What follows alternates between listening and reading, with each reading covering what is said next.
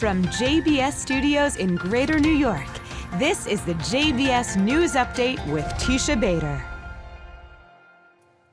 I'm Teisha Bader with the JBS News Update for Monday, December the 12th, 2022. Israeli forces came under fire during a counter-terror operation last night in the West Bank city of Jenin. And during an intense gun battle that ensued, a 16-year-old Palestinian girl was accidentally killed. While on the operation to arrest a number of wanted Palestinian terror suspects, the IDF said suspects threw explosives and fired massive shots at them, including from the roofs of the houses, and said that after a preliminary investigation, there is indeed a high probability that the girl who was killed was hit by an accidental shot that was fired at armed men on a roof in the area from which the force was fired, saying that apparently the girl was on the roof of one of the houses near the armed men. The IDF saying it regrets any harm to non-involved people, even those who are in a combat environment and in the exchange of fire near the armed terrorists. Israeli Prime Minister Yair Lapid shared his grief over the girl's death, sending condolences to her family, saying that the investigation would continue and that Israel will continue to act to thwart terrorism and capture terrorists wherever necessary. I trust the soldiers of the IDF and the security forces, Lapid said, that in their activities, even the most complex, they are doing and will continue to do their utmost to prevent harm to those not involved. Israel's intelligence agency, the Mossad, today revealed for the first time ever how legendary spy Ellie Cohen was caught. Cohen was sent to Syria to provide critical intelligence information for Israel in the 1960s.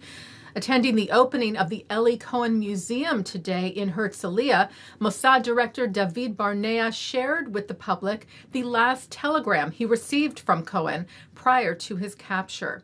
Barnea said, "I will honor this holy place and reveal for the first time, following in-depth research that was carried out recently, that Ellie Cohen was not captured due to the quantity of his transmissions, as many had speculated, or pressure from headquarters to transmit too frequently.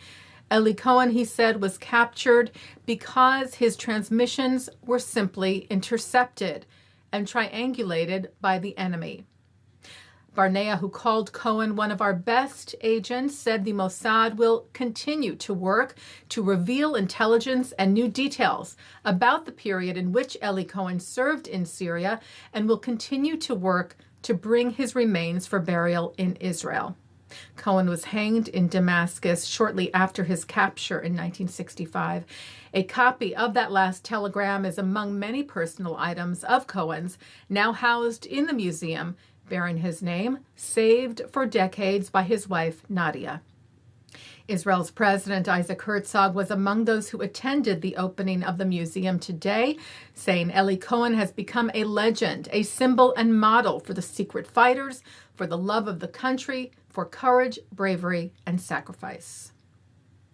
And staying with President Herzog, yesterday he awarded the Israeli Presidential Medal of Honor, the highest civil medal awarded by the President of Israel, for outstanding contribution to the State of Israel or to humanity through their talents, services, or in any other form. This year's recipients are IDF Brigadier General retired Pinchas Buchris, songwriter and poet Rachel Shapira, Arab-Israeli educator Dalia Fadila, youth educator Chaim Perry, and former chair of the Jewish Federations of North America, Michael Siegel.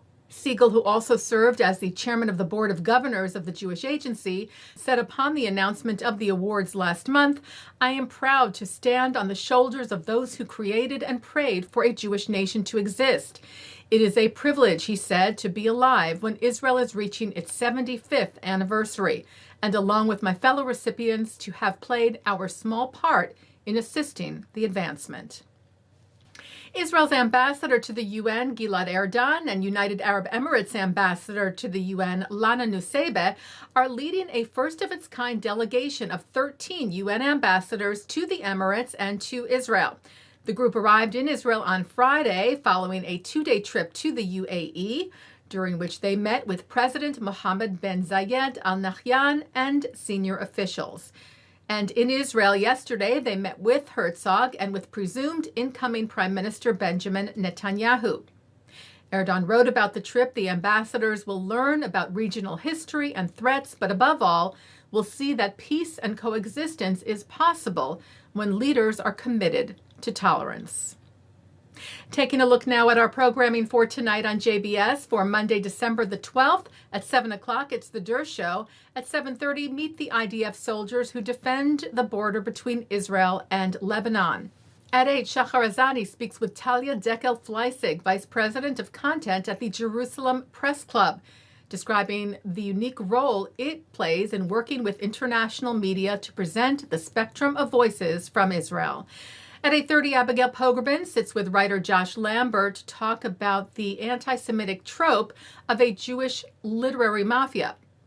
At 9, Mark Golub sits down with Ehud Diskin on L'chaim. At 10, we hear from Mandy Patinkin at the 92nd Street Y. And coming up next, I speak with Deputy Special Envoy to Monitor and Combat Antisemitism, Aaron Keyak, about the recent roundtable on combating anti-Semitism held at the White House. And that's the JBS News Update for Monday, December the 12th, 2022. I'm Teisha Bader. Stay healthy, stay well.